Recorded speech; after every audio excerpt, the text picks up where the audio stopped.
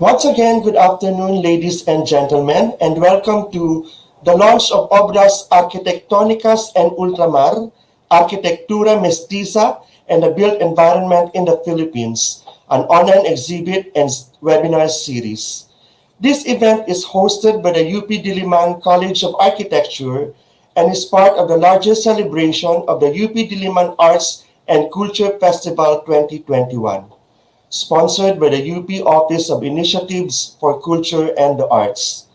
The theme for this year is Encuentro, Barikada 50 at ikalimandang taon ng pagtatagpo ng Pilipinas at Espanya. The College of Architecture thus explores the influence of Spain in the Philippine Built Environment 500 years on. This online exhibition and webinar series will navigate the dialogical relationship between the Philippines and Spain in terms of spatial and architectural production during the colonial period. I am your host, Edison Molanida, and once again, welcome. To give us her opening remarks, we would like to welcome Dr. Grace Ramos, Dean of the UP College of Architecture. Warm greetings from the College of Architecture. Today, we're launching a month-long celebration of milestone encounters in the architecture and landscape architecture disciplines. Together with the University of the Philippines Diliman and the Office for Initiatives in Culture and the Arts, we celebrate the designed and built environment field's contribution to our rich Filipino heritage, molded out of centuries of international encounters. The cultural journey this month of March begins with the launch of our online exhibit and the first of a series of talks by the College of Architecture faculty and invited resource speakers. Subjects are on the spatial expressions of mestiza, that in design embodies the process of learning from and opening up to foreign concepts, materials, and technology while remaining strongly anchored on the local context. This afternoon, we shall begin the series of 4 webinars with a talk on the Spanish influence on Filipino architecture. Let us celebrate our Fil-Hispanic legacy manifested in wonderfully crafted built spaces that have endured the test of time and continue to define who we are as Filipinos. Welcome to Obras Arquitectónicas en Ultramar.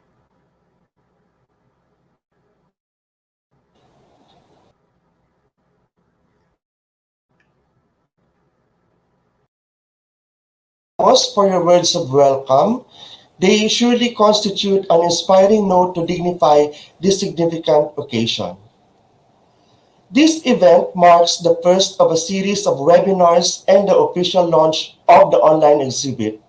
To give an overview of this online event, may we now call on the head of the History, Theory, and Criticism Studio Laboratory and the Director of the Research Office of the UP College of Architecture, Dr. Gerard Lico, who will also introduce our guest speaker for this afternoon's discussion.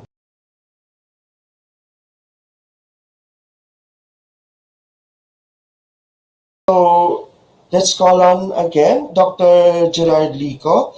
We apologize for some technical glitches earlier. 500 years ago, the archipelago made contact with Spain. From this sprang 300 years of colonial encounter and native resistance.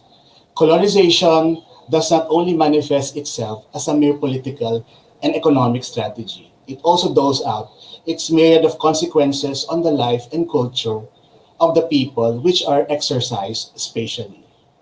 This exhibit, which we will open today, will navigate the architectural and spatial dialogue between Spain and the Philippines, following the themes of power, hybridity, faith, and modernity. 500 years on, we look back at the lasting influence of Spain on the Filipino notions of space and reflect on how this was used as a tool for control, contestation, and conversation with Spain and the burgeoning Philippine nation.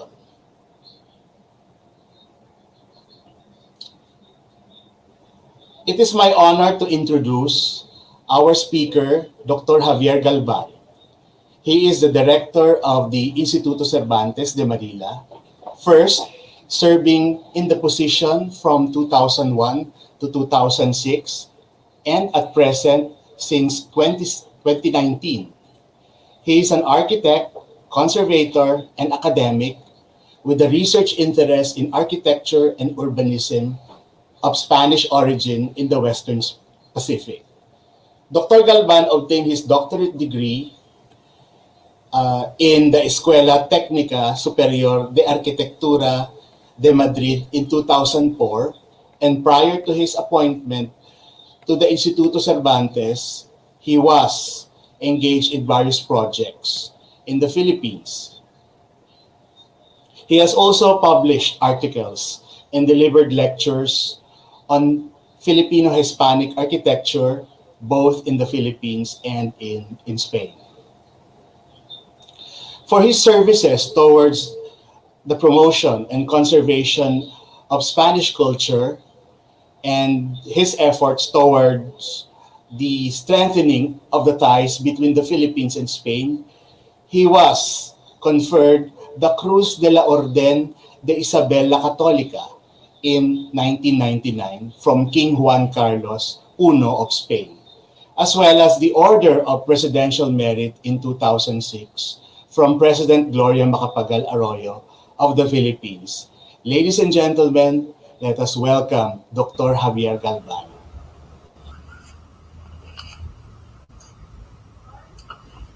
Buenas tardes a todos. Magandang hapon sa inyong lahat. Thank you very much, first of all, to the organizers, to Dr. Lico in particular, for inviting me to open these sessions of webinars. And that allows me to share with you my passion and my small knowledge on Philippine architecture.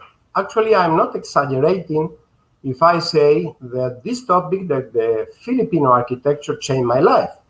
Many years ago, many of our viewers were not born. I get in touch with the Filipino architecture, and I was taken by its beauty, by its interest. And so I started to come over and over again to the Philippines to make surveys. Finally, it was the topic of my doctoral dissertation. And well, you see, many years after that, I'm still connected to the Philippines, and I hope I will be forever. And again, as a head of the Spanish Cultural Center, Instituto Cervantes. So thank you so much for this opportunity to be this afternoon with all of you. We start already with the presentation. The title of the talk, is the Spanish influence on Philippine architecture.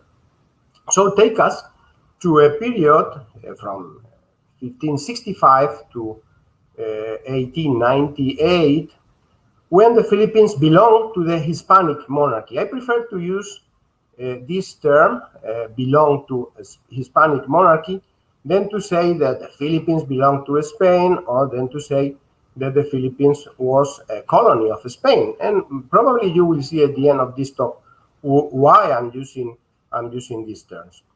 So actually, words is giving us the nuances of the meanings of the concepts of our ideas. So it is very important to use the appropriate term. Note also that the title is the Spanish influence, not the influence of Spanish architecture into Philippine architecture. And this is very driven because really this influence, as we will see throughout the talk, is basically conceptual rather than formal. So we don't have to look very much into forms, but moreover into principles, into concepts, into ideas. Well, okay, I will try to share my screen. This is always a challenge for the speaker.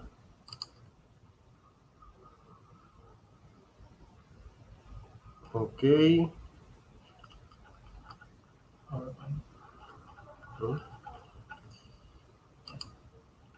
Okay, F5, did I? Okay, here we are, I got it. So the first step is well done, I think. Well, okay, as I mentioned, the title is really well given for what we are going to talk these coming minutes. Well, here we have a beautiful painting. It's the painting you know by Juan Luna. You can admire it in Lopez Museum, but also in Spain, in the Ayuntamiento de Cádiz. There is a painting like this. I think there are four copies of that, but all are original by Juan Luna. Well, it's a beautiful painting, but well, you can interpret how Spain, that is the lady on the left, is guiding the Philippines to the future. So it's a little bit paternalistic, and well, it's the vision of that moment, of that time, no? But I don't like very much to see Spain like the mother of the Philippines, or like the mother of anyone. I would rather say sister, if I have to find some kind of metaphor for that, no? We must have in mind that the Spain of today is not the Spain of the 16th, 17th, 18th, or even 19th century. I will say that today's Spain is one of the inheriting states of what once was the Spanish or Hispanic monarchy empire. One of the inheriting, together with the republics of Latin America, and also with the Republic of the Philippines. Yeah, we inherited this heritage from the past, but really we cannot say that the Spain of today is really the same that the Spain of 16th century. And you will understand well with this example, the Roman Empire. If you look at the Roman Empire, well, Spain, France, Portugal, Italy, Romania, and some other territories of the Northern Africa and of Western Asia belonged to the Roman Empire. But today nobody will regard these countries or regard through Italy, through the Italian government or through the Italian people to say, well, thanks to you, or we are not happy with the heritage we get from you. No, actually, Italy of nowadays is another country like Spain, like France, like all these other countries that inherited all this fantastic heritage from the Romans. So my vision is like that regarding the Spanish or Hispanic Empire. We all are the same. Beneficiaries of all this heritage that belongs to all of us in the same way. Well, I made this comparison with the Roman Empire. We will see again a little bit more on that. But I brought up this. It's a tweet, as you see, that someone, a writer, shared a few days ago, and it's the first article of the 1812 Spanish Constitution. And says, la nación española es la reunión de todos los españoles de ambos hemisferios. So the Spanish nation is the reunion of all the Spaniards from both hemispheres. So I love very much because in this constitution that unfortunately didn't last very long, the vision, the idea was that everyone was a Spaniard, never mind if you were born in Madrid or in Manila or in La Habana. That idea was the idea that also Rizal embraced and that Rizal claimed for part of his life, and is showing what could be that Spain in both hemispheres. So the idea that we will see afterwards also some examples of how territories of ultramar, the overseas territories, were treated like the territories of the mainland. Well, okay, the Roman Empire and the Spanish Empire have some similarities. They created really a sort of new civilization when they encounter the different peoples in the territories where they expanded. So, in the people of these territories could have opportunities, great opportunities. For instance, Trajan was an emperor born in Spain, in Hispania in those days. There were 3 emperors that were born in Spain. In a similar way, in the Americas, in Peru, for instance, Garcilaso de la Vega, one of the most important writers in the Spanish language, was a mestizo from Spaniards and from Inca, from a Inca princess.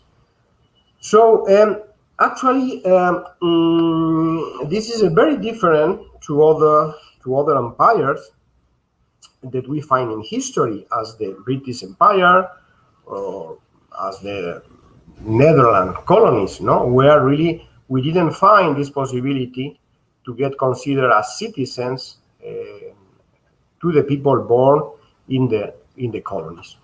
So the Roman action really was impressive. They created infrastructures. For instance, this is the famous aqueduct in Segovia near Madrid, more than 2,000 years, and is still working. So we can say this process of colonization of the Romans and of the Spaniards in the Americas and in the Philippines, with its lights and with its shadows, as in any colonial process, this meant, in words of the former ambassador to the Philippines, Ortiz Armengol, the emerge of the Philippines as a nation, its creation as a political body, and its incorporation into Western civilization.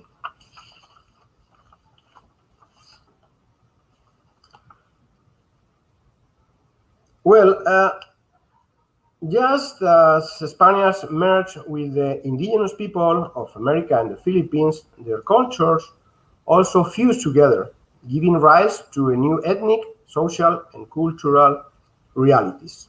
Unlike what happened with the British colonization of Northern America or Australia, and in other European countries, the case of other European countries such as the Netherlands, for instance.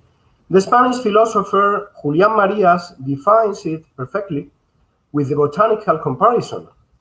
He said that the British transplanted their society and culture to overseas territories, meanwhile the Spaniards grafted them.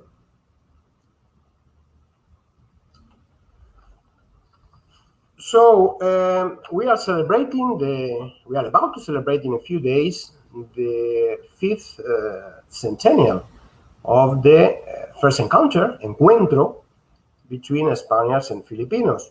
If we look into the dictionary, the word colony defines a group of people who come from one territory to settle in another. So in line with this definition, although we will be commemorating in a few days this arrival of Europeans, we cannot speak of colonization, or we cannot speak properly about Christianization as a process of the archipelago until the arrival of Legazpi in 1565, as you well know.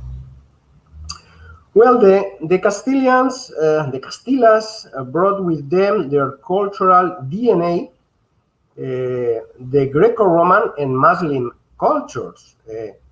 The latter, the Muslim culture, is fruit of 8 centuries of presence of Arab origin, and especially Berber origin, in the Iberian Peninsula. They brought that with them, but passed through the Americas, especially through the Viceroyalty of New Spain, current Mexico.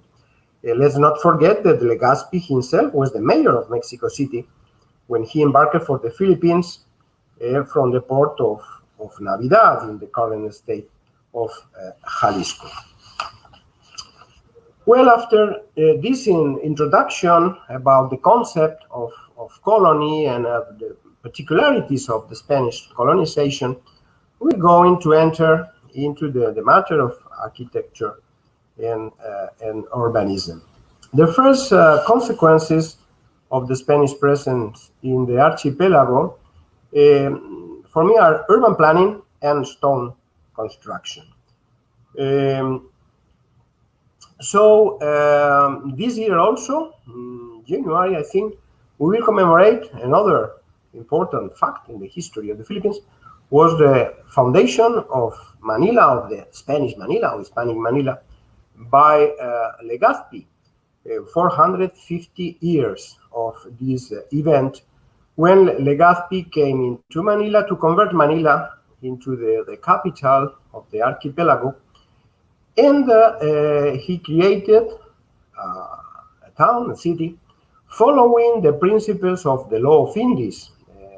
These laws allowed to found hundreds of cities, of towns in the Americas, as this that we have in the screen right now, following this grid, this perfect modular grid that can be extended till without limits, as this case is the case of Caracas in Venezuela, and with the creation always of the main space of the city, the plaza, no?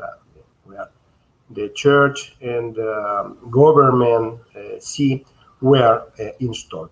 So have in mind that there was a vision, there was already a vision of future. Actually, when they created Intramuros, it was much longer than the need. Nowadays, we think that Intramuros is small, but actually there were years and decades to fill completely Intramuros. So it's important, this concept of this law of Indies, to create with a very specific regulations, to create all these new entities, new towns, and new cities all over the territories that belonged to the Hispanic monarchy.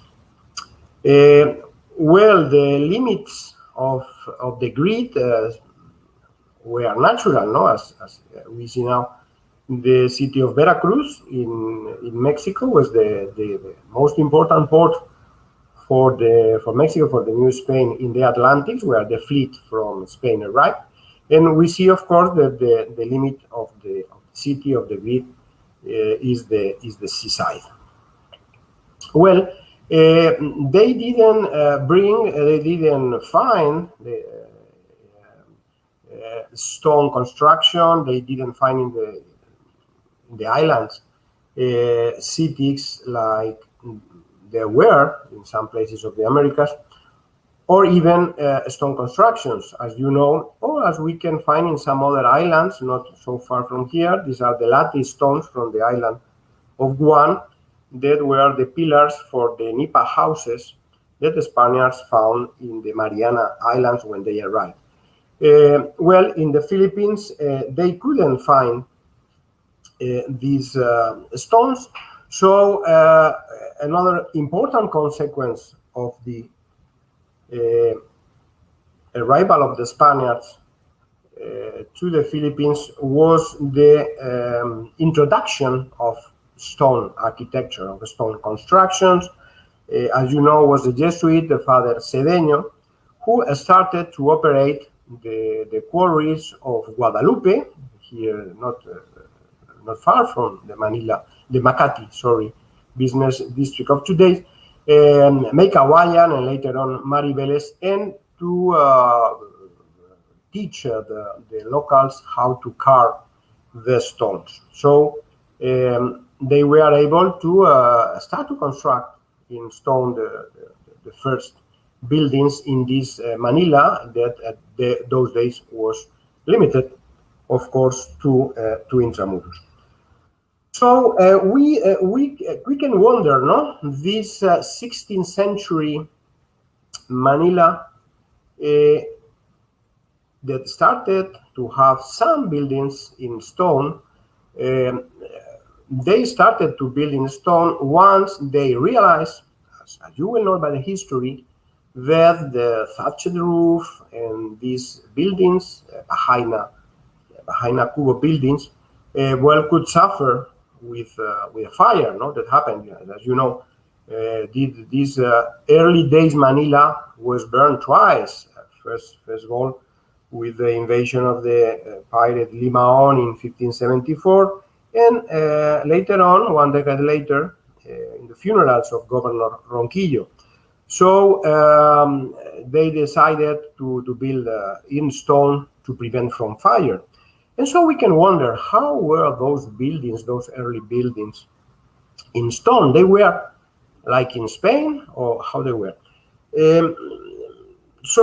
One interesting thing is to look at one of those buildings that is still standing, like the Church of San Agustin, no? The Church of San Agustin, church and convent, but especially we are going to study a little bit the church, belonged to that period, ended at the turn of the century, and was the oldest building, as you know, constructed in the Philippines, enduring all the earthquakes and all the dangers throughout the centuries. It said that San Agustin resisted because of many things. No, they say that because there has a foundation in the shape of a bowl, or because, well, it was miraculous, protected by Santa Niño. Well, there were many theories, but actually, if we go into the plans, and actually we are architects, and plans are so important for us, and we see this is San Agustin, Manila is the ground plan is the one to the left. So the model, the typology is a typology. No, sorry, it's the one to the right. San Agustin is the one to the right. So we see that this is a rectangular shape with chapels, with a nave, one only nave, and chapels, side chapels between buttresses. So this is what gave this resistance to the seismic problems, no? So it was earthquake-proof design, even if probably they didn't know about that. But actually, any engineer today can check that and can confirm that is a good system because of all the elements are well tied among them. But why this kind of plan, of ground plan? Well, because San Agustin was following the modeling fashion in those times. That was this church plan in the center, in the middle, that is La Iglesia del Jesuit in Rome, designed by Vignola, by the Roman architect, that actually was the model chosen by many architects all over the Christianity to build churches in those days. Was the model, the pattern after the model of the Contra-Reforma, of the reaction against the Protestant. But at this turn, this church of Il Gesù in Rome was following the pattern of this another, that is to the left, that is the church of the convent of San Juan de los Reyes in Toledo, in Spain. That actually was a sort of prototype. You can see the nave and the side chapel between buttresses. No? So this model that belongs to the kingdom of the so-called Reyes Católicos actually was a prototype of architecture that was extended later all over the world, and that's the reason, is my theory, and I think that, well, it's quite clear that makes that San Agustin is earthquake-proof design. This is another model, is the Church of the Convent of San Jerónimo in Granada, in Spain, following the same pattern. That also belongs to that period, the period of the Reyes Católicos, the Catholic kings. That is, it's the Renaissance period for Spain. No, it's a little bit different. It's getting all the tradition from the Middle Ages, from the Gothic constructive tradition, coming into this kind of buildings, different, although they are Renaissance period, but different to the Renaissance in Italy that we all know. Well, okay, as we see, the architecture brought by the Spaniards incorporates all the Greco-Roman tradition, with pediments, with columns, with naves, with all these elements of classical architecture. But that is passing by the Americas, by Mexico nowadays. But when they come here, the labor are people not so skilled as you can find those days in Europe. So this is giving this labor, local labor, and also the Sangleyes, the Chinese, are giving this naive touch to this architecture. So at the very end, this is a new architecture. And this is something new, like the Filipino culture is a new culture on its own. We find the same. We find elements from different cultures, but at the same having something that we call also Arquitectura Mestiza, and that is purely Filipino. So when we read Spanish architecture in the Philippines or colonial architecture, well, actually I don't like the terms, because at the end it's something new, something unique that you don't find like that in Spain, you don't find elsewhere but in the Philippines. Okay, so very important regarding the churches all over the Philippines is the influence, the origin in Mexico.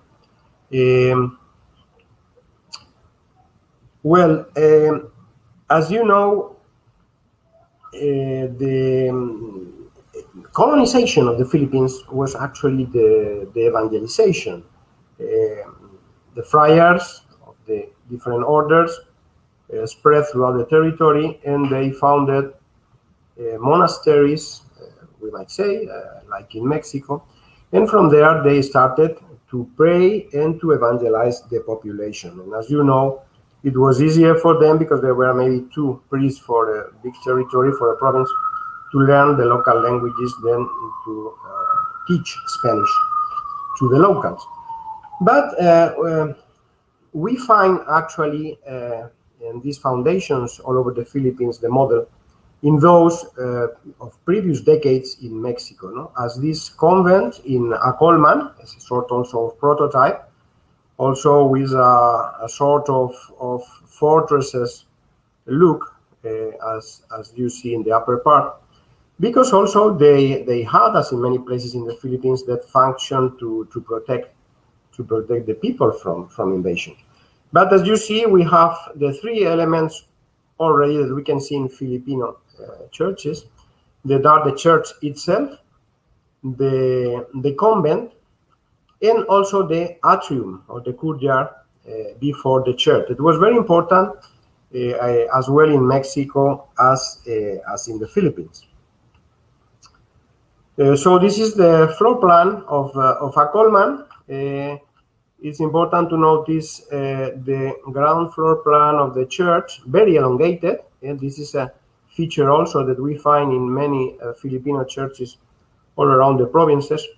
But one difference from Mexico and Spain to the Philippines, is the convent or the space beside the church. Normally in Mexico, as here in Spain, it's very important, all these cloisters that we don't find that much, we don't find actually in the Philippines. But have in mind this plan of the church that we find in many cases, as I said, in the Philippines, as I took this one from Pila in Laguna, where we can find the similarity with the ground floor plan, but how different is normally the convent in L shape, but not completing this close structure that we find in Mexico and of course in Spain.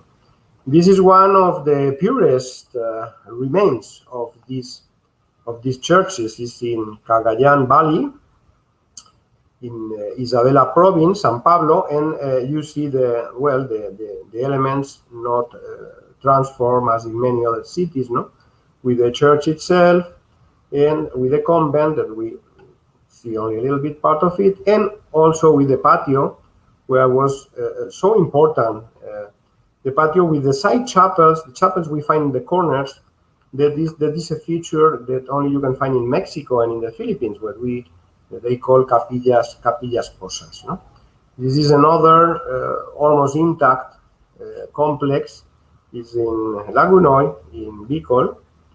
But as you well know, this was the origin of most of the cities in the Philippines. They started like that, and then the city was growing, starting from this parochial complex, we might say. Again, this patio, but before all the atriums were like that, where with this cross in the middle, and with these corner chapels that we mentioned. This is one example that we can find somewhere in the Philippines. You can find also these small chapels in the corners that we don't have to be mistaken with the Via Crucis that we find in many churches, and that most of them were additions in ulterior times. Okay, we are going through these elements that we can find similarities with Spain, with Latin America, and something interesting for me is this compass. For us in urban planning and architecture, compass is the atrium before a church, is the space surrounding a church of a monastery. That's what we find in the dictionary. In Spain, it's hard to find compasses, although the origin was there probably. So we have here the compass of San Jerónimo, that is the name of a street even in Granada. And this is in a town not far from Madrid, Sigüenza, where we can find also this atrium in the corner of a block. This is the feature of the compasses. There is like if we have eaten this portion of the block before ahead of the church of the convent. This is in Sigüenza in Guadalajara, and we see that in Manila, in San Agustin. You still have the plaza where now it's a parking more than any other thing, but we find also the same feature. This is a compass. This is an atrium of the church of the convent that is before, and this is the corner of the block. Well, in the old plan of Manila, of Intramuros, all the churches, the Franciscan, the Recollects, all of them had these plazas or these atriums before the churches. Was a feature of the plan of Manila, of the Philippines, that of course you can trace back to Spain, to some old Spanish convents. But actually the convents of those times in Spain were very much different from those in the Philippines. Here we have one in Segovia, El Monasterio del Parral, and this transition from the Middle Ages to the Renaissance. Well, you have the church here, number one, but then you have all this big complex with this cloister that even is bigger than the church. You see how important were cloisters in the architecture in this time in Spain and the Americas that we don't find in the Philippines. I think that for practical reason, we don't have now time to analyze. But we must have in mind that the environment in the Philippines is so different to the environment in Spain. Well, the weather, the temperature. The Philippines is an earthquake-prone area almost all the territory. That doesn't happen in Spain. So we can understand that architecture is the response to natural conditions, and we can understand that the physical form has to be different. Well, we continue. We are having a travel stroll by some of the architecture, of the elements, of the typologies, to see what is the relation, what are the influences from Spain into this Filipino architecture. And this is very clear in the ancestral houses that actually probably with the churches are extremely important examples of Fil-Hispanic architecture.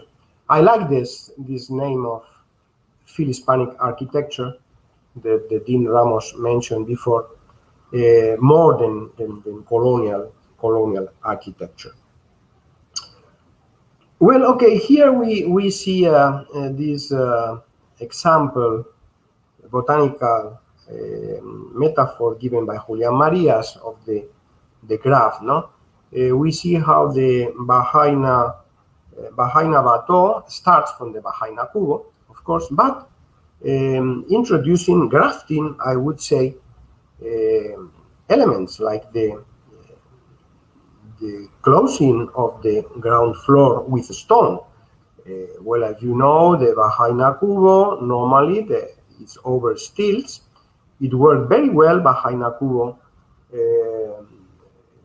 in face of the weather, of the climatic conditions, also very well in earthquakes. When the first buildings in Manila built in stone collapsed in 1645 earthquake, those houses, Bahaina Cubo resisted, no? So they have to invent, the constructors of those days had to invent how to resist earthquakes, how to recuperate the enduring to the earthquakes of the Bahaina Cubos, but with the new requirements of the society that were very different from those of the native people. So was through the centuries a method test error that was improving the element. So finally they got the stability by putting the loads of the building, the light part in the upper part and the stone part, the heavy part downstairs, and of course also, as you know, embedding this wooden post, jarigues, in the moors, giving place to a very good structure facing the climate conditions, but also the resistant conditions. Of course, we see in the previous one the tile roof as an element of the Bahaina Bato, but actually they don't work well with earthquakes because you cannot put loaded elements in the upper part. So that's why in 19th century they were forbidden even. And when GI, galvanized iron sheets appeared in industry, it was even the regulations to build with these light materials. No? You see also something so interesting as the Capiz panels, no? And this is nothing to do with Spain. I mean, you don't find in Spain these side panels that probably have a Japanese origin, no? With the improvement of having shells instead of paper. But what was the concept of closed space, was the concept of different uses, the lower part for commerce or for other purposes and the upper part for living. These concepts were brought by the new civilization that emerged in the Philippines more than the formal elements themselves. Even the roofs, the tile roofs that are so often attached to Spain because there are regions in Spain when we have tiles. But in the cases of the Philippines, if you see well, the form of the roof is more connected to the Chinese form of roofs. Well, again, more examples how intelligent, no, is to create these sliding walls that you can open, and so you get the comfort inside because of the breezes crossing the building. Well, actually, I live in Makati in an apartment where you cannot open the windows, and it's all glass, no? So, and it's terrible because you need to have aircon all the day long. And I said to myself, well, if I could open the window in both sides of the apartment, I would save a lot of money in Meralco bill. Yeah, these people actually got to design an architecture, to construct an architecture that was suiting very well the needs of comfort, something that then was forgotten, and relying on techniques, relying on energy that we consume, and that we are actually polluting the planet because of all of that. No? So we have to learn from these lessons of the past. It's a must right now that we are actually compromising the health of the planet. Well, you see how this architecture that was developing, and that is a very good example of this metaphor, no? How is something that starting from a local element like the Bahaina Kubo, with the introduction of materials, of concepts, of principles, of needs of the new society, gave place to something unique, something new that you can only find here in the Philippines, and is truly a very, very Filipino. For the case of Bigan is a very interesting case, as you know, because it's probably the only historical center that was preserved in World War II. And when I came the first time to the Philippines, my friends told me, "Oh, you have to go to Ilocos because there is a Spanish town." No? Yeah, again the same thing. No, you cannot find something like that, exactly like that in Spain. There are elements, of course, that reminds you to Spain, but especially what is important for me to remind is, for instance, the concept of a street, the concept of public space, of a public space that is conformed by the buildings around. No? And for me, this is the Spanish influence. No? The concept of a street, the concept of elements that houses or buildings that are creating public space, public facades, etc. More than formal aspects of the buildings.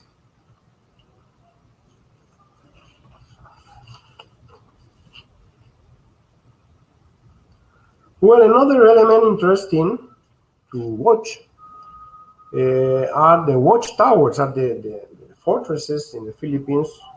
It's another important typology. Watchtowers, we find watchtowers in the coasts, and as we find in Spain, in the Spanish coasts, and it's the same reason, is really to prevent the attacks from the pirates and from the Muslim pirates. It's the very same in Spain than in the Philippines. The form might be different. Of course, here we have a Pangalao Watchtower that looks very Chinese. No, it's a little bit like a pagoda, the silhouette. Although there are elements like this mold that talks more about this architecture, military architecture. Well, this is a very particular shape, nothing to do in shape with this in Spain, in the Mediterranean coast, but with the very same function. No? The watchtowers that are really dotting, or were dotting, the coasts of peninsular Spain, and some of the Balearic Islands and the Canary Islands, of course, also, and in the Philippines. Very different shapes. This in Bohol, one of the very interesting examples of military architecture. Or these remnants in Oslo, in Cebu. I don't know, this picture is taken a long time ago. I don't know how is the bell tower right now. but actually the fort probably was more similar to those round towers that we have seen in Spanish coast. Other interesting element that talk us about this civilization of the 19th century in the Philippines are the lighthouses. You know, the lighthouses, well, you can find still a number of lighthouses all around the Philippine coasts that were studied by my colleague and dear friend Manolo Noche. Has a fantastic book on lighthouses. This is a lighthouse at the mouth of the Pasig River. Even I challenge you this weekend to go to the port area and to find the remnants. This part is still visible, no? And yeah, as this Pasig mouth river, there were a lot of lighthouses. And what is interesting also to notice is that that belong to the same plant that constructed lighthouses in all the territories of the Hispanic crown. I mean, there was a plan to build lighthouses. This was in the middle 19th century. And there were the same consideration for the coasts of Spain itself, of Cuba, Puerto Rico, and the Philippines. There is a very nice study by an engineer, Sanchez Terry, depicting all the projects in all those territories. So that was the spirit of this 1812 constitution. No? Spanish are the reunion of the inhabitants of both hemispheres. Well, let's go to another interesting element to pick up is the fortification, notably the city of Intramuros. Well, as you know, the origin of all that are the treaties of the Renaissance architects about the ideal city, no? A city that follows these almost Platonic forms, with fortresses that face to the artillery, no? So the medieval walls couldn't resist the attacks with artillery. So all a new science was developed in those days. And actually it was in the kingdom of Philip II when these theories started to be implemented. Actually, it said that Ibiza, the Mediterranean island of Ibiza, was the first example of bourgeois architecture, of bastioned architecture. No? And so that gave birth to what I consider the first typology of architecture engineering that was global. It was global. Never before in history you could find the same type of elements everywhere in the world. No? So I can show you photographs from Spain, from Northern Africa, from Latin America, from the Philippines, and it's hard to know and to say, well, this is here, this is there, no? Because the architectural element is very much the same. Well, there are a number of fortresses of citadels. There were citadels all over the Hispanic Empire.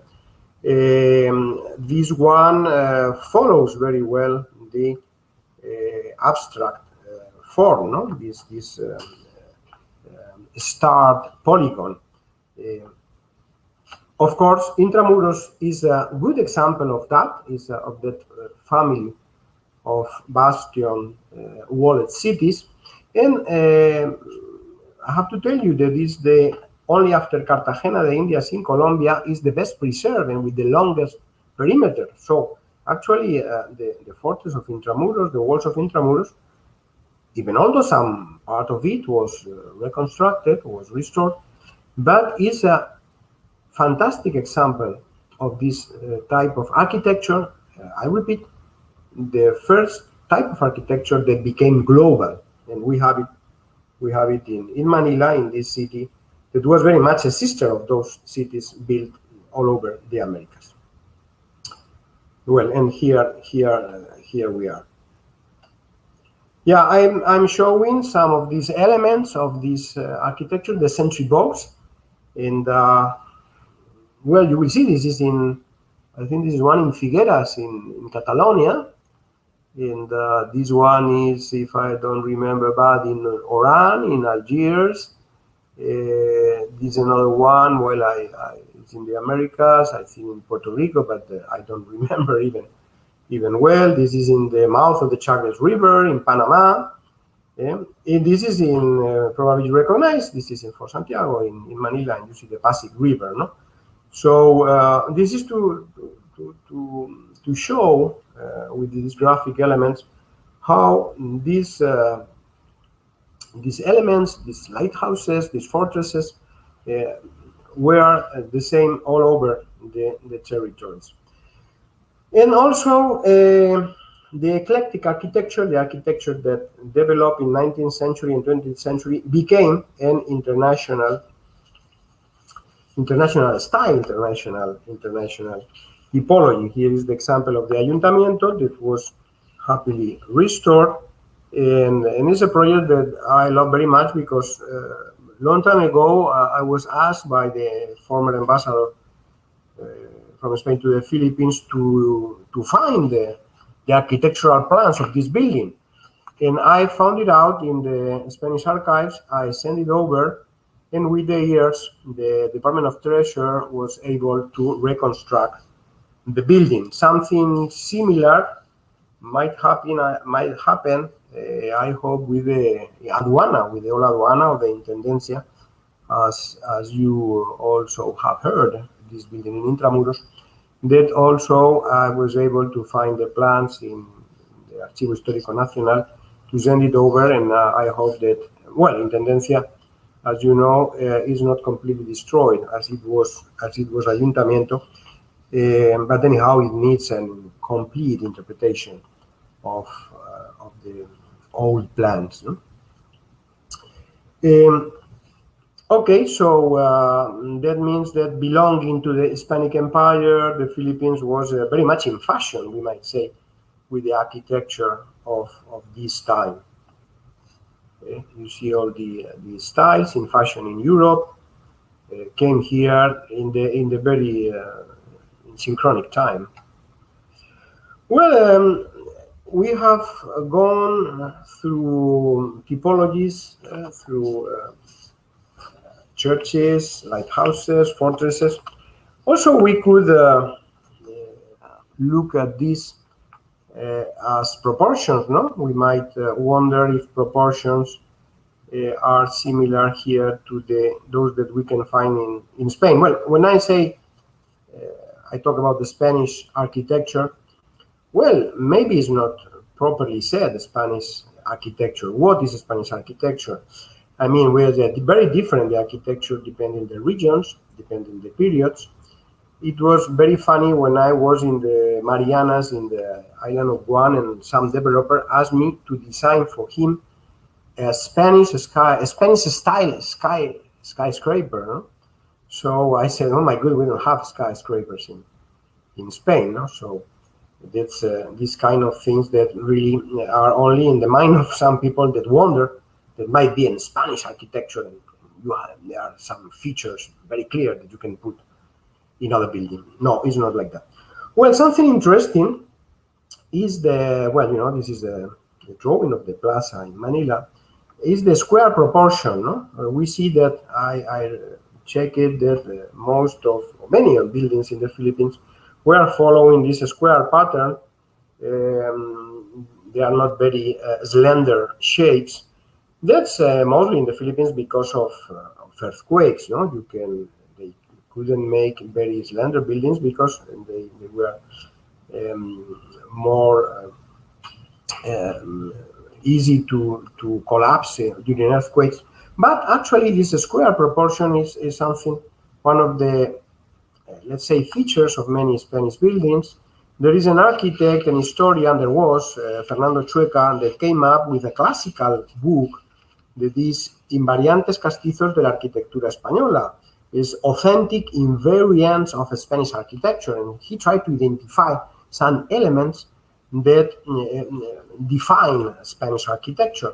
And one of these was that, was these proportions, square proportions that you find more in comparison with other countries in Europe especially. But in that treaty by Fernando Chueca, more than elements, constructive elements, columns, pediments, etc., he talks about principles, about the space, about the light. So this is what defines really the architecture, these ideas and concepts previous to forms. No? So this is a typical facade that you find in the Philippines. With you could inscribe that facade into a square, and well, it's something that maybe by coincidence, because here the reason is earthquakes, in Spain it's not that one, but it's a feature that we can find also in Spain.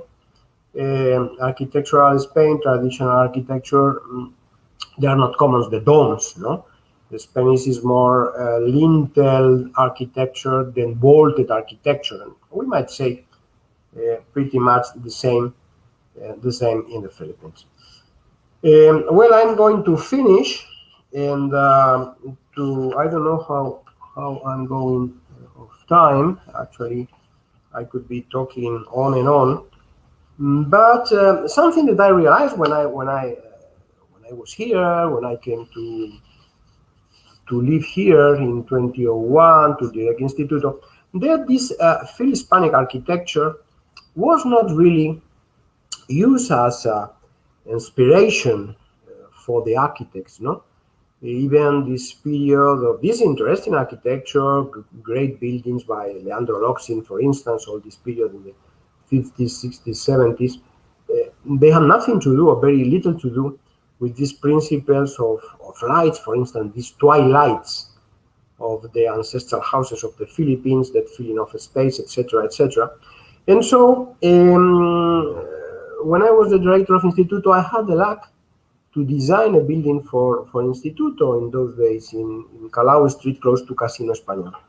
And so I tried, because actually it was at the end, I had finished recently my doctoral research, and I had defended my thesis.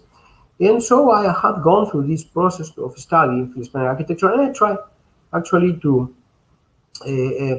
distill all these knowledges, but producing something contemporary. That was the challenge, not to use the tradition, to look at the tradition, but to produce something of nowadays.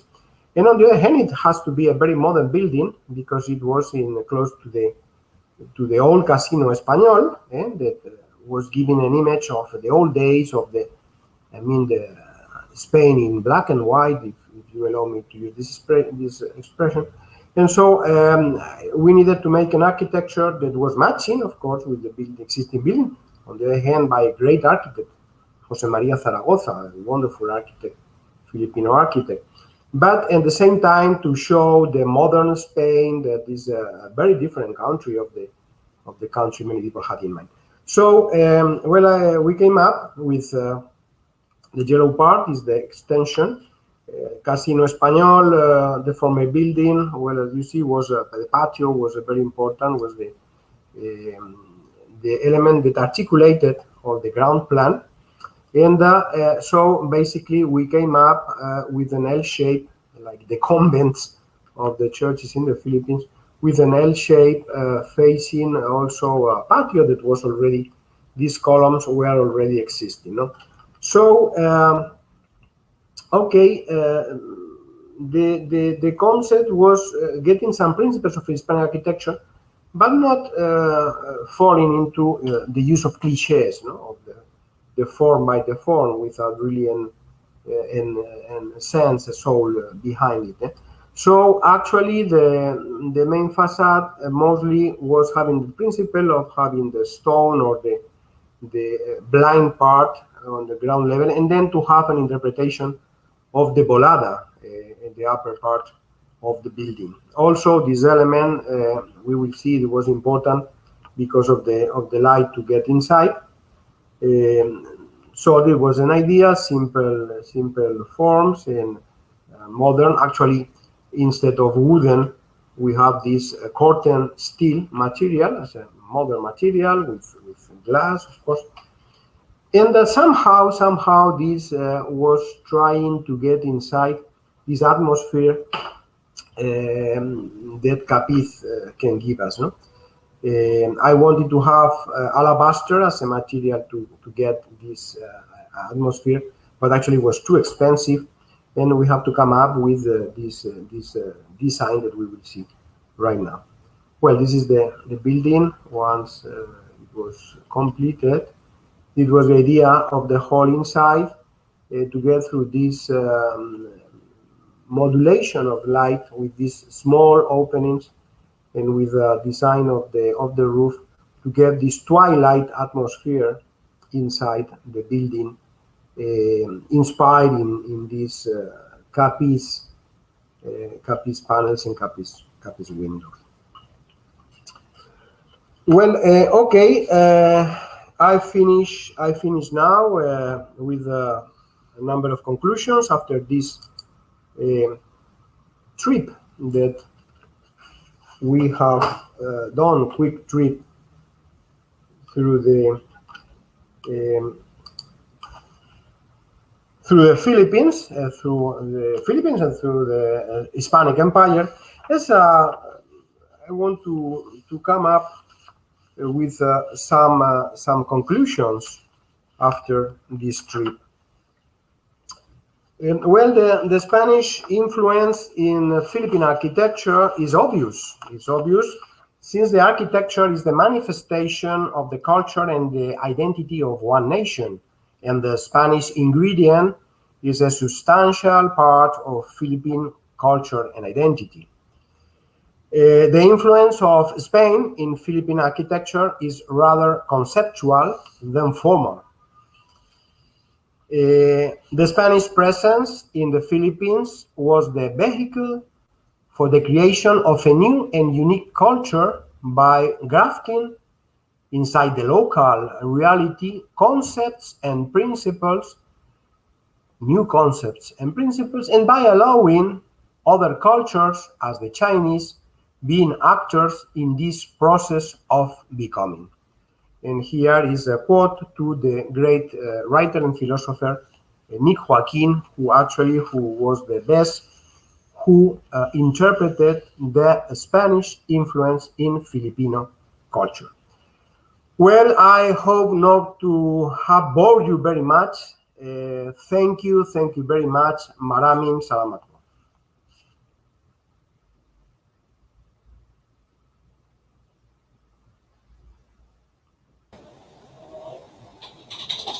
Muchas gracias, Señor Javier. Thank you for walking us through the indelible imprint of La Madre España, most particularly in our very own Filipino architecture, and for sharing the conclusions of your invaluable research through the years. Now we proceed to a question and answer segment with our speaker. Once again, I am Edison Molanida, and I will be the moderator for this Q&A segment. We are also joined once again by Dr. Galvan. So, Dr. Galvan, our first question comes from Mr. John Paul Abellera, who asked, what were the learnings from the experience of building structures in the Philippines that the Spanish people brought back to Spain or to other Spanish colonies?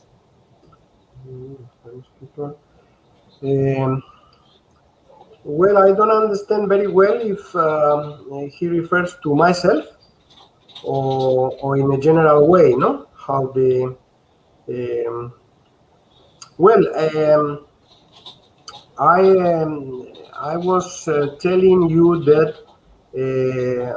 the study of the Fil-Hispanic architecture maybe was not very much used by the architects in the past times, no?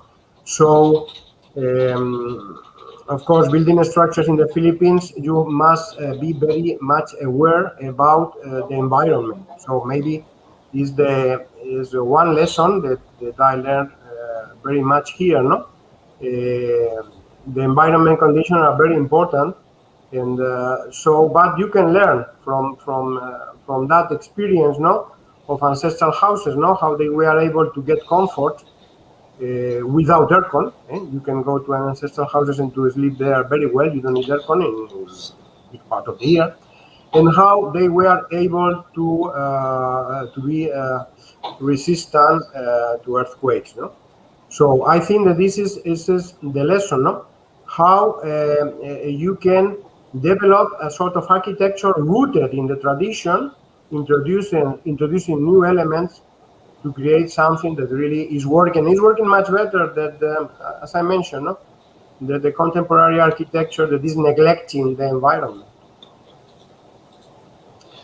I think, Doctor. Sure. Go ahead. Go ahead, sir. No.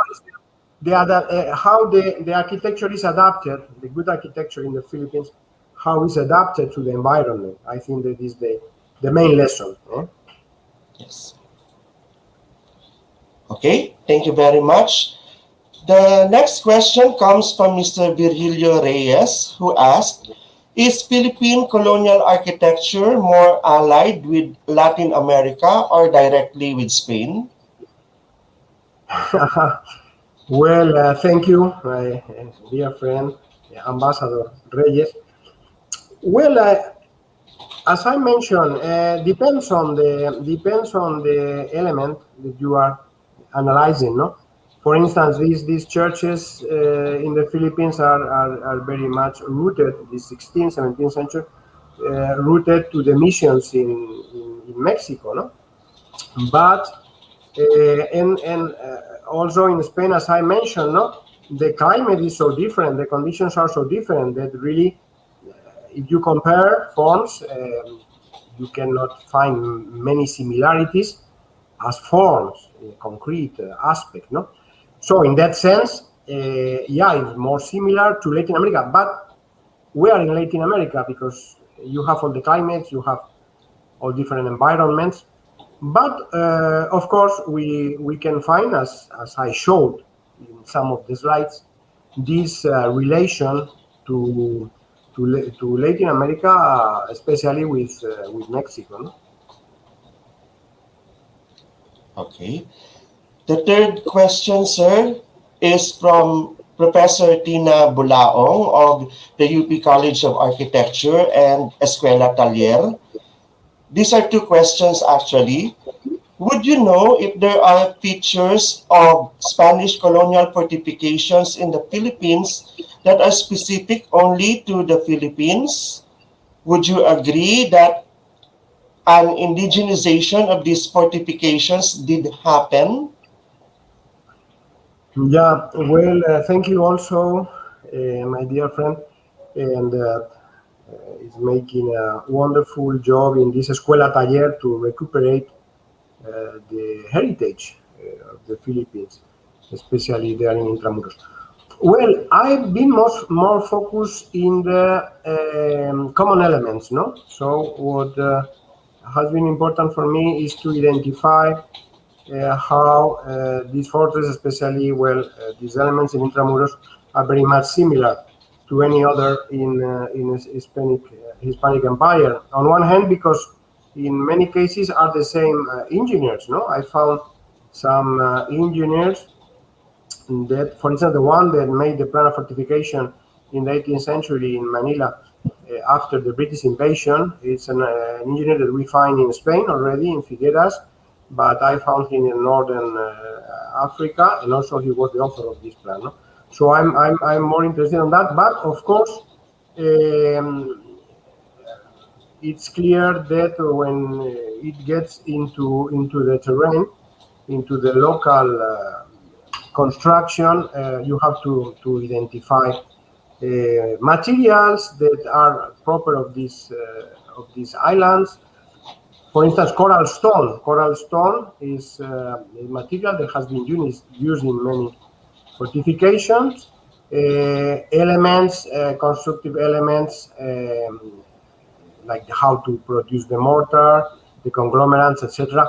So I cannot properly say this element and this another element, but of course, especially regarding materials. But the theory, I mean, and the main structures as themselves are following these, international patterns.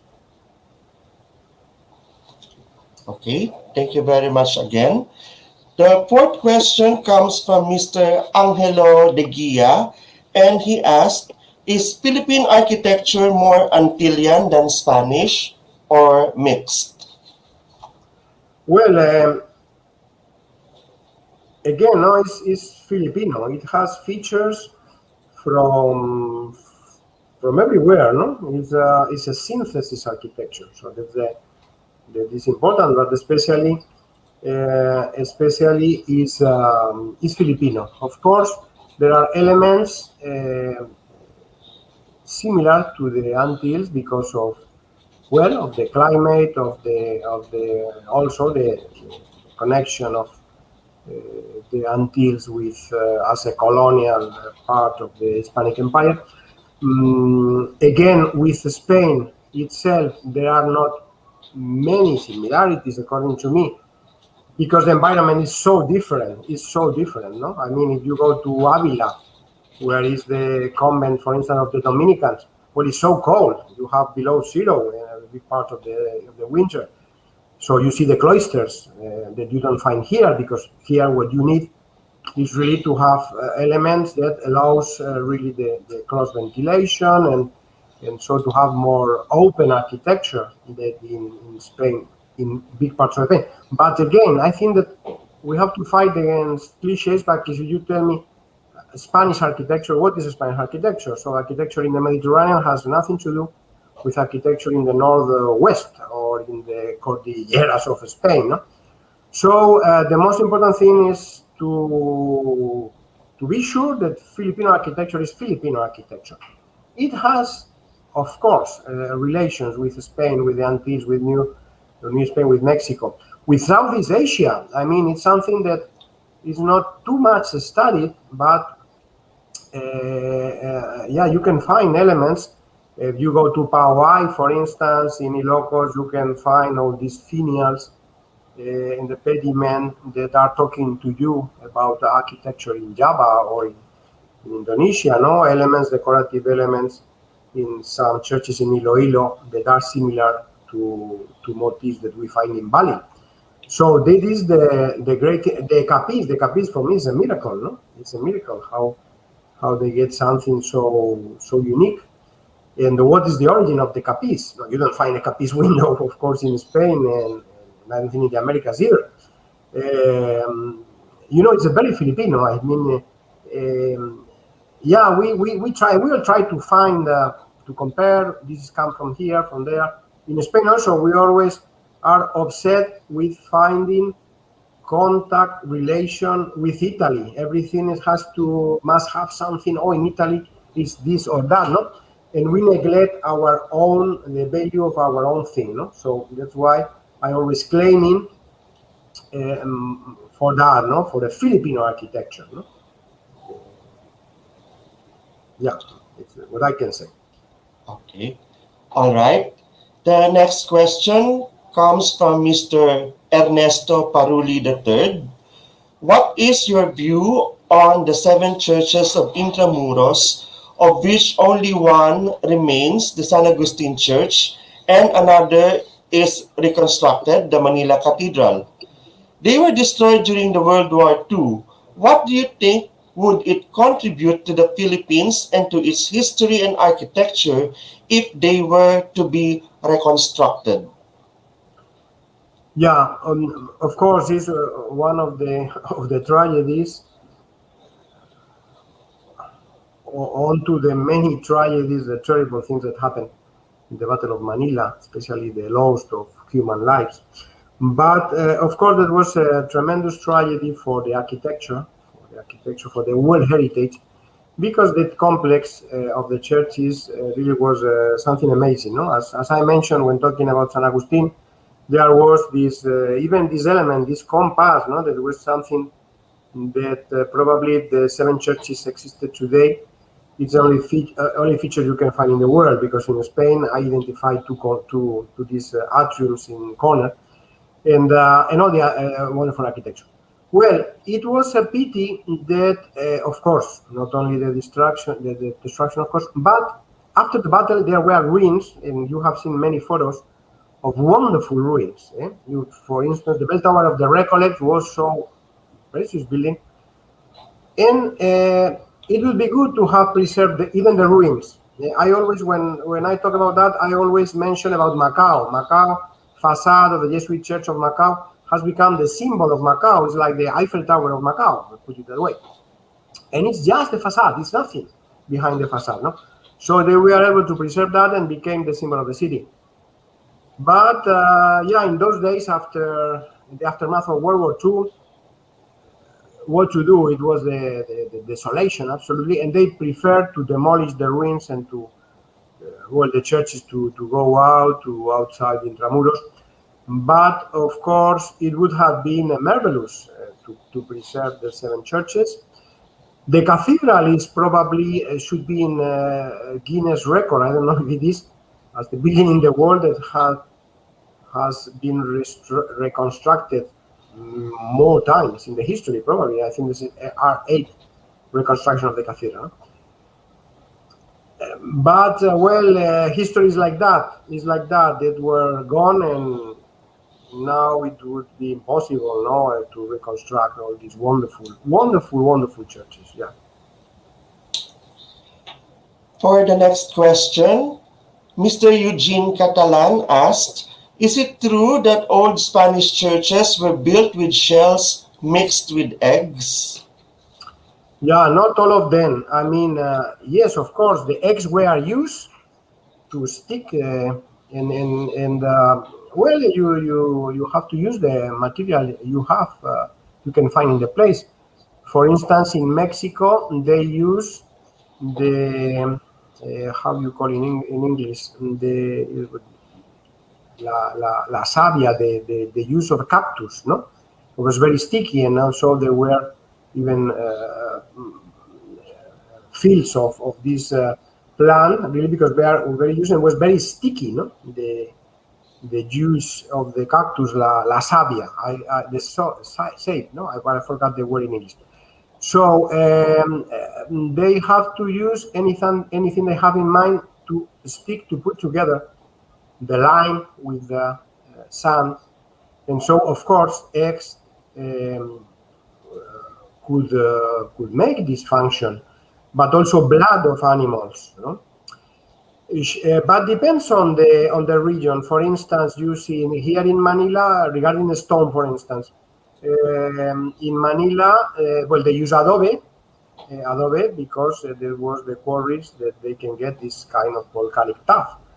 But in the Visayas and in other parts, in Palawan, for instance, Fortress of Taytay, I was watching the other day the Fort of Taytay, and there they were using coral stone because it was easier to get coral. It was affordable to get it. And in other parts, like in Cagayan, they didn't have stone, so they made bricks. You have Tumawini, for instance. This is a wonderful church made out of brick. So depends. They use the material they found. That's why I said that probably the lesson you learn being in the Philippines is you have to be adapted to the environment and to be smart enough as to use the materials you have reachable by your hand. No? And so this is a fantastic lessons of how to use materials in a different way, with a different function that we have in mind. To use eggs, yes, why not? Why not? That shows how adapted to the environment they were. Right. Mr. Ernesto Paruli III returns with this question. Are there any programs in collaboration between the Philippines and Spain in our time to construct monuments and or rehabilitate historically important ones? Gracias. Yeah. Well, not really. In the old days, there were some projects. Actually, I have to say I heard about a number of projects that were started, but some of them, the fake actually, it's not the policy that to rebuild or to make projects. It has been more really the transfer of know-how For instance, Escuela Taller, we had before a question from the director of Escuela Taller. And so Escuela Taller is a project that made a lot of good things in the Americas, no? So this the way how to teach the common people the skills to work with all materials, and so then to act once they are trained with monuments and to restore monuments. So that started in the early 90s in Latin America with a great success. A number of very important buildings were restored thanks to this Escuelas Taller there. So that's why this project was implemented in the Philippines with the creation of Escuela Taller, and that's the policy. The policy is to transfer know-how, but it's the Philippine government who knows where are the priorities and who has the program to restore the heritage buildings, no, with the support, but it's more the policy in that field, no, of training people to make the restoration. Next, Ms. Bea Dolores asks, is the square proportions of churches just for aesthetics, or does it contribute to structural integrity? Although we did not know that churches still collapse during earthquakes, albeit not all. Yeah, well, I think that are more these proportions related to earthquakes, no? Although, also, I would say both, because actually the square shape is also something that is permanent always in the three types of architecture, in all the patterns, no, as we can see, no. But of course, is more adapted. I mean, to have a really very slender forms is against the stability in earthquakes, no. But of course, only to have a square proportion doesn't mean that the building will resist an earthquake. There are another elements that has to be considered to get this integrity before earthquakes. No, but I would say that both. On one hand, is this not to be, because we can imagine that if this Manila, and some chroniclers say that this Manila building first half of 17th century collapsed, the building collapsed. We can suppose that they try to build buildings, slender buildings, more slender, and they knew that they have to go lower if they wanted to keep stability. But they came up with a prototype. Actually, this square pattern of the facade is very common all over the Philippines, and also in Latin America, in seismic regions of Latin America, we have also that pattern, and it became something very original and in a sort of invariant of Filipino architecture, no? This square proportion.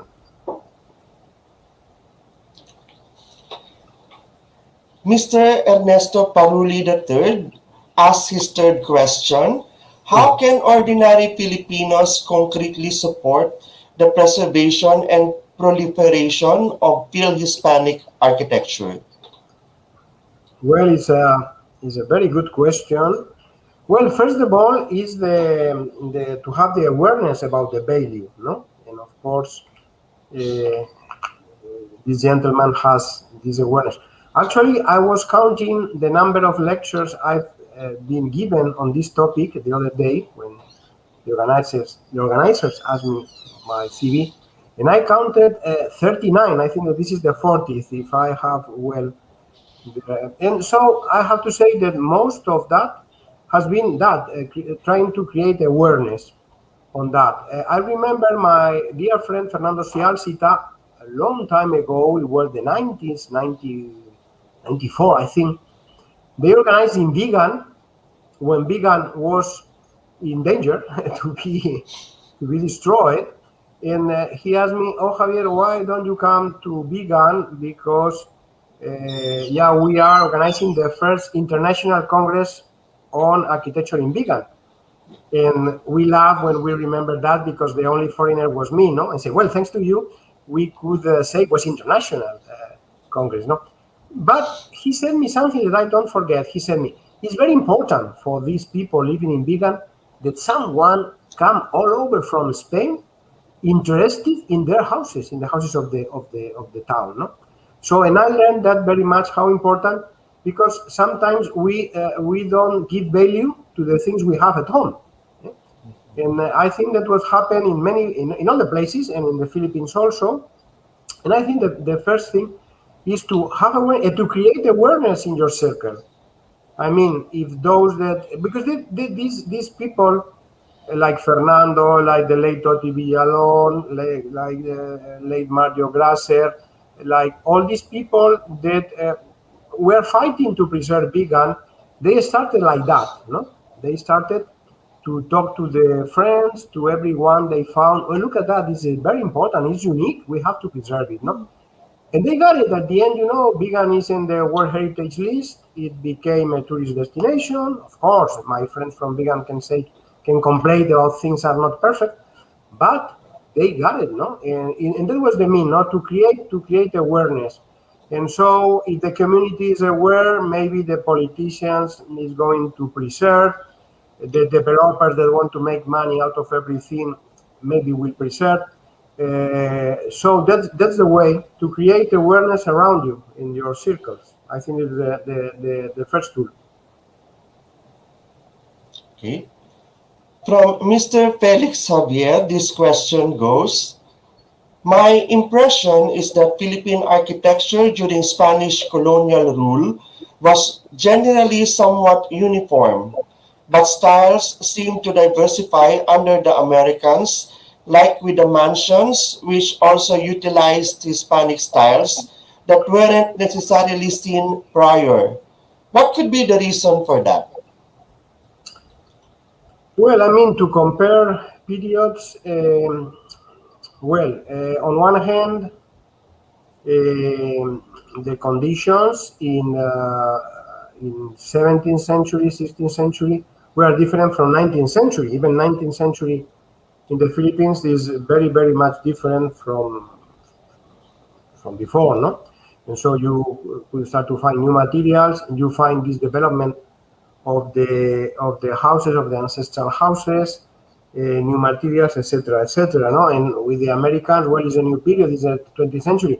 If you look over the world, not only in the Philippines, in Spain, in the States itself, it was a big changes because the world changed in accelerated mode. No, well, I think that to find similar patterns. Well, it's logical, no? It's logical because you can imagine that in those days, especially in the 16th century, up to 19th century, I mean, there were no architects. I mean, we are talking the first Filipino architect was in 19th century, in the end of the 19th century. The architect Rojas of the Santo Domingo Church, the old Santo Domingo Church, no? That, by the way, is a copy of York Cathedral in England, no? Anyway, I mean, even the engineers, so the people coming here from Spain, from Mexico, they were friars, they were soldiers, they were not, I mean, professionals of construction, no? So we can imagine that when they find out a prototype that worked, they repeat it. So that's why when you go to some province, you see that churches are similar in neighbor village. It's logical. They follow the pattern of a church that was working, and why to go ahead if we have found something that is working good, no? But yeah, and regarding tiles, well, I mean, tiles are not advisable, as I mentioned, to use in an earthquake-prone areas like the Philippines. With the technology, with so well, you can maybe have lighter tiles. But also Americans in some parts of the States, I mean in California especially, they also try to have an architecture, colonial architecture, for instance. Casino Español is more Californian, I might say, that the Spanish itself, no? And well, maybe they try to get this exotic appearance, getting this material that suppose Hispanic, no? But I mean, there are regions in Spain where you don't find tiles, no? So I think that for me, actually more important is to go to the essence of the things, why spaces are like they are, how is the ventilation, how is the light coming in, more than to use any particular material almost for decorative purpose. Actually, to use tiles, it can be useful. Of course, it was useful before the arrival of modern materials like GI or like other materials, but it was good against the fire, but it was terrible for earthquakes, no? So you have to, now I see modern buildings that they use metallic sheets and they cover with thatch, giving that appearance of Bajaina Cubo. Well, and it works okay because it's very light. It's very light and it's earthquake-proof and fire-proof, etc., etc. No? But actually, to use materials just in a cosmetic way, to say, well, now I'm going to put this material because that reminds me to Spain or reminds me of that. I think that we architects we have to work more in depth, no, more going to the principles than just to the surface of the buildings. Mr. Virgilio Reyes asked his second question. Would you say that the San Sebastian Church in Manila is also a response to earthquakes since it uses steel and metal and is therefore unique? Yeah, San Sebastian Church is a fantastic example of that moment of history when they started to build in steel. It was a new material. It was a new material that changed the world, no? Skyscrapers in Chicago were not possible without steel, and all these bridges, all these constructions in Europe, etc., etc. So more than of course, it was an engineering process. It was Genaro Palacios. Some people say that it was Eiffel, but it was Genaro Palacios, a Spanish engineer that worked in Manila, who designed the church. And it was manufactured by pieces in, I think it was Charleroi. It was in Belgium, of course, no? It was not Eiffel, although there is some connection of this shop, of this metal manufacturing company in Belgium and the engineer Eiffel, but it was not Eiffel who designed. And well, of course, San Sebastian, since his engineering process is working good to earthquakes, definitely. Well, something very important is that after the 1880 earthquake, there was probably the first seismic code, earthquake code in the world, here in the Philippines, where these reglas dictadas como consecuencia de los terremotos de 18 y 20 de julio.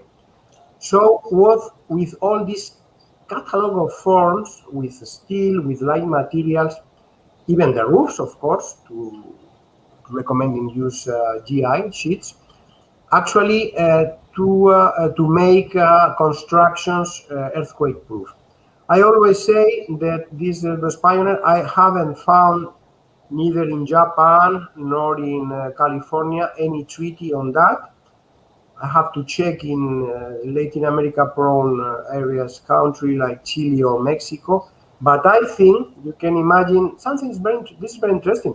How these Spanish engineers or Spanish-Filipino engineers, because they were here, produced something very advanced before their time, a code for earthquake-proof buildings. When in Spain, we don't have, well, it's the only an earthquake-prone area in the southeast, but really very light earthquakes. It was not in our, in our tradition to have earthquakes. And so it's very interesting how they came up with this code.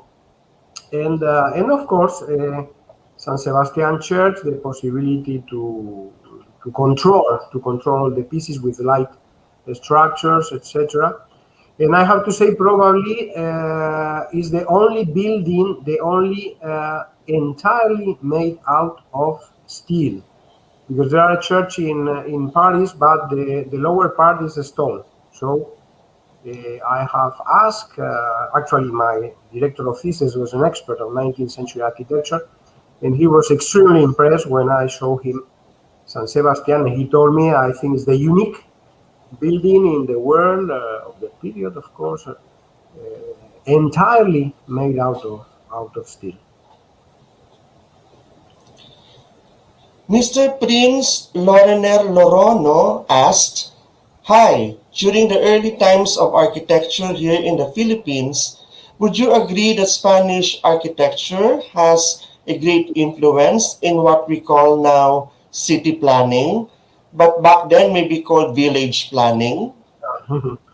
Well, yes, definitely. I mentioned during the talk the first consequence of the arrival of Spaniards to Manila was the urban planning of Intramuros, because they brought with them, this was this law of Indies that show during Philip II time.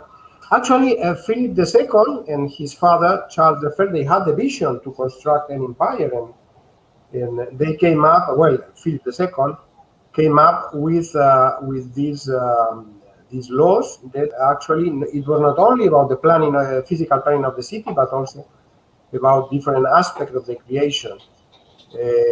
And they came up with that idea very clearly, and they started, and you know by chronicles how what they did once they get in Manila was to plan Intramuros.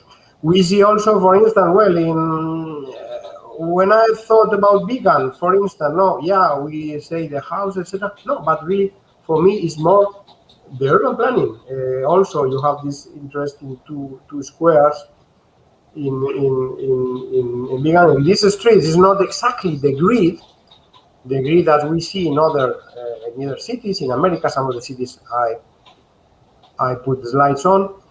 But is this idea, that comes in origin from the Roman Castro, with the two axes. But also now there are some researches very interesting, trying to find this law of Indies, the origin in the new towns in Spain. So because Spain, when the territories were conquered by the Christians to the Moors, to the Muslims, they were territories that were void of people. So they have what we say to repoblar, to have people going there and to create new towns.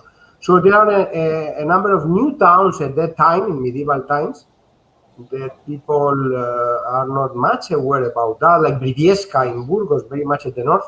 But actually, it's following somehow this pattern of rectangular, of two axes. This is this very clear, this concept of the two axes. And it's a very important, this remark that our friend made.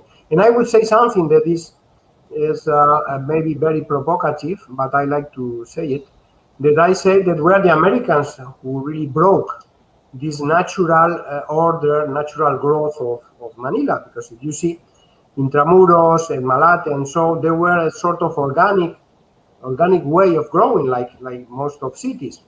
But then when Burnham came, and so he put this access in a Baroque way that actually broke absolutely this possibility of natural growth, And so you see in Manila, from Quirino up to Edsa, you have really a mess. You don't have, and actually at the end you have to come up with Edsa to recuperate somehow this probably concentric pattern that the Spanish Manila was having, but it was broken. But very, very interesting question. How urban planning was a feature. Absolutely, absolutely. From Mr. Joshua Buktuan comes this question: how will the character and innovations of Hispanic colonial architecture pave the way to the modernity of Filipino architecture? Yeah, well, it's also an interesting question. If you compare Manila in those times with other cities in Asia, you could compare the difference. No, Manila. Well, the Philippines. We always talk about Manila because it was the exponent of that, but actually it was very, very, very much modern than most of the other cities in Asia and many cities all over. No. Um, I could have different examples. No, well, the use of steel, for instance, the use of new materials in those days, as Ambassador Reyes pointed out, was modernity design, of course. Also, this concept of architecture adapted to the climate on one hand, but also to the function. All these houses in Quiapo, for instance, that are the only remnants, almost the only remnant we have in Metro Manila. No? How modern was it at that time, and how adapted was that to the climate and to the function of the society? But we have many structures, not only architecture but engineering. No? For instance, well, you know that railway was built, this Manila-Dagupan line, even before that in Spain mainland. No? It was the first railway line in the Philippines was prior to the first railway train in Spain. No? We mentioned about this earthquake, the regulations against earthquakes, no, that were imagine 1880, no, when it was issued, no. So in many ways, the Philippines were ahead of its time, no, in architecture and engineering. From Mr. Arvin Pasco, is there any law that an individual can directly intimidate or question when a heritage house or building be demolished? Well, I'm not very much updated now with regulations in the Philippines. I have seen really a growth of the awareness of society if you compare to the year 1993 when I came for the first time to the Philippines. A lot of things have improved. No? Of course, there are buildings, there are protection, the law that protects the building that are cataloged as national heritage or buildings of interest. And I think it should be like that. But I see that still there are buildings jeopardized that even not only a private citizen. I see the journalists or people that have really an impact in media that have denounced, no, the demolishing of a building, and unfortunately that still happen, but it happen everywhere, no. So I think that well, it's necessary that the laws will be more protective to the buildings, and that effectively an individual might stop the demolition of a building that is heritage, no? But unfortunately I cannot answer properly because I'm not very much into the ordinances right now. No? All right, the question and answer segment ends here. We sincerely appreciate all the brilliant questions coming from our audience and thank most especially Dr. Javier Galvan for his much needed answers. Thank you. At this juncture, I would like to thank our host, the UP Diliman College of Architecture and the UP Office of Initiatives for Culture and the Arts for making this event possible. Our exhibit website is Obras Arquitectónicas en Ultramar. That's one word again, Obras Arquitectónicas en Ultramar.com. You may type the website in your search bars or scan the QR code flash on the screen to access the website. Again, I would like to give everyone my heartfelt thanks for participating in the launch of OBRAS Arquitectonicas en Ultramar, Arquitectura Mestiza, and the Built Environment of the Philippines, an online exhibit and webinar series. Join us again next week for the next installment of the webinar series, which will be next Friday, March 12. Again, Friday, March 12 at 4 p.m., also via Zoom and Facebook Live. Next week, our webinar will be about colonial modernity under Spanish rule. We hope you can join us again. It has been a pleasure to have been with you all. Thank you and buenas noches. Magandang gabi po sa ating lahat.